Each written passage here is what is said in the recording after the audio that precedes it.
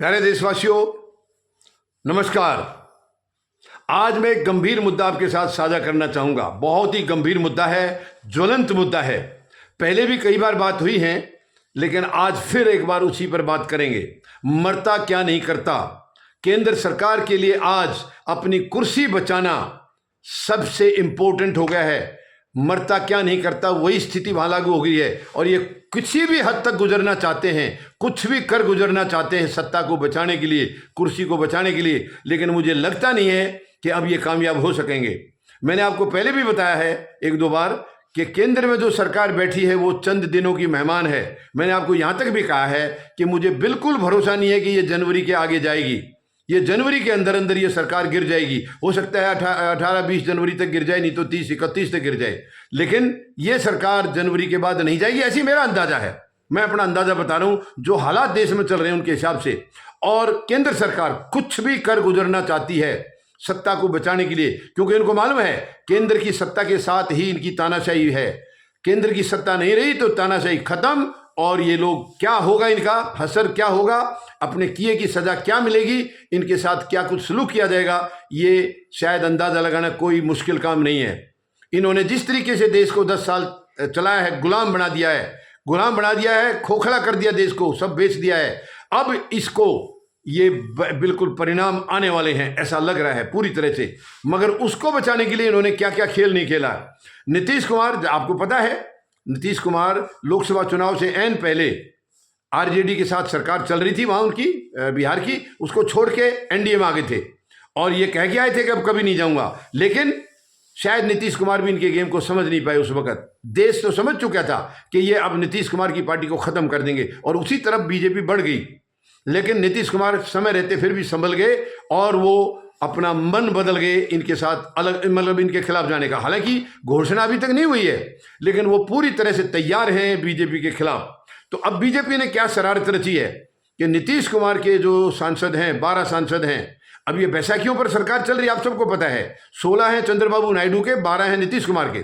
तो बीजेपी ने सोचा अब नीतीश कुमार मानेंगे नहीं, पलटी तो मारेंगे, तो क्यों ना उनकी वजह से जो नुकसान होगा ये सांसद और कहीं से खरीद लेते हैं। खरीद फरोख्त में ये पार्टी सबसे आगे है, आप सब मानते हैं।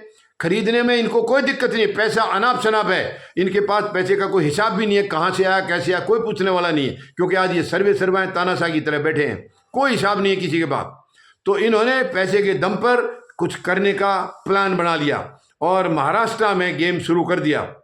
शरद पवार के सांसदों को खरीदने की पूरी प्लान कर ली अजीत पवार के साथ मिलकर। अजीत पवार को जिम्मेवारी दी गई कि आपको केंद्र में हम प्रतिनिधित्व देंगे, लेकिन उससे पहले आपको एनसीपी के बचे हुए सांसद जो शरद पवार के साथ हैं उनको हमारे पाले में लाना होगा। लेकिन बहुत दुख की बात है इनके लिए, बहुत झटका लग गया इनकी उस प्लान को, वो प्लान फेल हो गई है। शरद पवार ने खुद मना कर दिया, उनके सांसदों ने मना कर दिया कि किसी भी हालत में एनडीए के साथ नहीं जाएंगे, अजीत पवार के साथ नहीं जाएंगे या बीजेपी के साथ नहीं जाएंगे। ये हमें मालूम था पहले से, मैंने पहले कहा भी था शरद पवार बहुत मजे हुए राजनेता हैं, वो कभी बीजेपी के साथ नहीं जाएंगे, आज तक कभी नहीं गए। तो वो इनका एक्सपोज हो गया पूरी तरह से। फिर इन्होंने दोबारा से क्या चाल चली, देखिए कितनी शर्मनाक है। जब इन्होंने सोचा महाराष्ट्र में फेल हो गए हैं तो क्यों ना आंध्र प्रदेश में शुरू कर दिया जाए, और आंध्र में चंद्रबाबू नायडू के सांसदों को तोड़ने की इन्होंने स्कीम शुरू कर दी। लेकिन अपनी तरफ से तो सीक्रेटली किया था ताकि किसी को पता ना लगे, मगर सच्चाई छिपती नहीं है। वो इनकी लीक हो गई, प्लान लीक हो गई और चंद्रबाबू नायडू ने इनको वो चेतावनी दी है, शायद ये कभी भूलेंगे नहीं।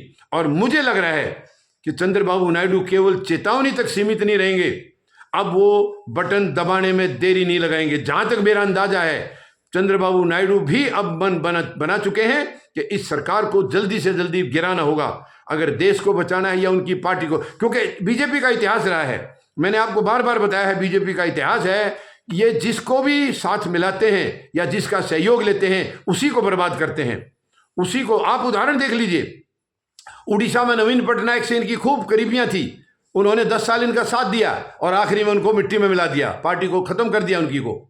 इसी मुताबिक और आप कितने उदाहरण हैं जिनके शिवसेना के साथ इनका बहुत पुराना रिश्ता था, उसको तोड़ दिया, अपनी तरफ से खत्म कर दिया।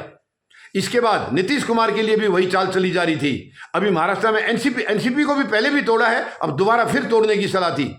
लेकिन कामयाब नहीं हो पाए। वही गेम इन्होंने चंद्रबाबू नायडू के साथ भी करना चाहा, और ये शायद चंद्रबाबू नायडू को समझते नहीं है, जानते नहीं अच्छी तरह।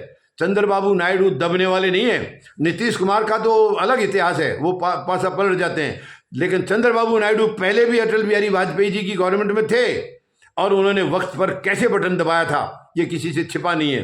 वो किसी के दबाव में काम नहीं करते हैं। अब भी वो फाइनल मन बना चुके हैं कि वो बटन दबाएंगे और इस सरकार को गिराएंगे।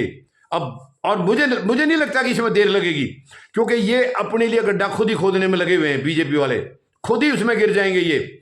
और ये जो बिहार में खेल चल रहा है, वो खेला भी अब उसका पर्दा नीचे गिरने वाला है बहुत जल्दी। ये संक्रांति का, मकर संक्रांति का जो त्यौहार आया, बस उसी के इंतजार में सब बैठे हैं। उसके बाद तुरंत वहां पर गेम हो जाएगा, बहुत बड़ा गेम हो जाएगा। 18 तारीख को जैसे लालू प्रसाद यादव ने अपनी मीटिंग बुला रखी है, राहुल गांधी भी जा रहे हैं, वो भी इसी खेले का हिस्सा है। ये खेला है और ये बहुत जल्दी होने वाला है। मुझे लग रहा है कि 1 हफ्ते के अंदर वहां पर आपको बहुत कुछ डेवलपमेंट होता दिखेगा बिहार के अंदर, और चंद्रबाबू नायडू भी उसी के साथ मिल जाएंगे, मुझे पूरा भरोसा है। क्योंकि उनको भी अब समझ में आ गई है कि जितने दिन इनका साथ और ज्यादा लिया तो ये उनकी पार्टी को खत्म कर देंगे। तो मुझे लग रहा है, मैं पहले भी आपको बता चुका हूं कि जनवरी के महीने में ये सरकार गिर जाएगी। 18 जनवरी, 20 जनवरी या 30-31 से पहले। और मैंने आपको पहले भी बताया था कि अगला जो बजट पेश होगा शायद वो दूसरी सरकार करेगी, ये सरकार नहीं करेगी। इसके दिन लद गए हैं। इसकी नीति और नीयत पूरी तरह से उजागर हो चुकी है।